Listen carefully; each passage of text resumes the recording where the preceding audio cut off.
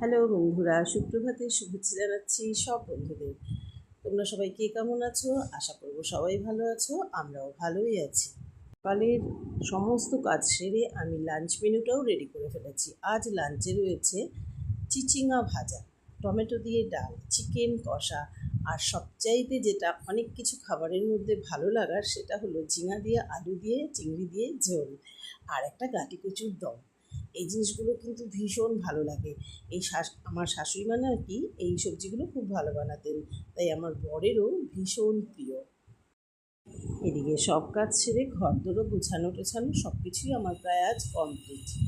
বেরোনোর আছে, যদি একটা ফোন আসে, আর্জেন্ট একটা কাজ 3 দিন থেকে আটকে আছে, হলে তবে আমাকে একটু বেরোতে হবে।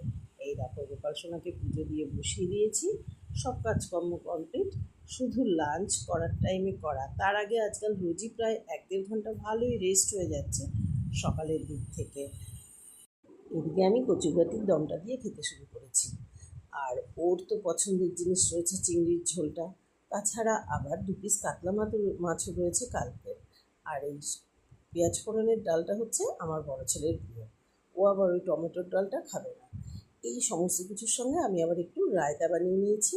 ভীষণ গরম, বেশ খেলে যদি খাবারটা একটু হজম টজম ভালো করে হয় আর কি। এই সমস্ত কিছু নিয়ে আজকের লাঞ্চ শুরু করে দিয়েছি খেতে। আসলে আমাদের বাড়িতে না, আমরা যে কয়জন তাদের আলাদা আলাদা সবার জন্য বলতে পারো ভাগে ভাগে রান্না হয়। আর এইদিকে খাওয়া দাওয়ার পরেই আমি রেডি হয়ে বেরিয়ে পড়েছি। আমি একটা এই কালারের টি শার্টের সঙ্গে হোয়াইট প্যান্ট পরেছি, ভীষণ সুন্দর, কিন্তু তোমাদেরকে আমি সামনে ক্যামেরা থেকে ধরে দেখাতে পারলাম না।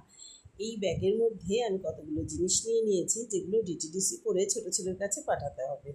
সেই জন্য এই ভর রোদে বেরিয়ে পড়েছি, কারণ তারপরে স্টুডেন্টদের জন্য একটা এসি বুক করার আছে। এই দেখো বাইরেটা কি রোদ, মনে হচ্ছে যেন মানে হাঁটা চলাটাই খুব কষ্টকর। তার মধ্যে সবচেয়ে খারাপ লাগে এই রিক্সাওয়ালাদের দেখলে পরে।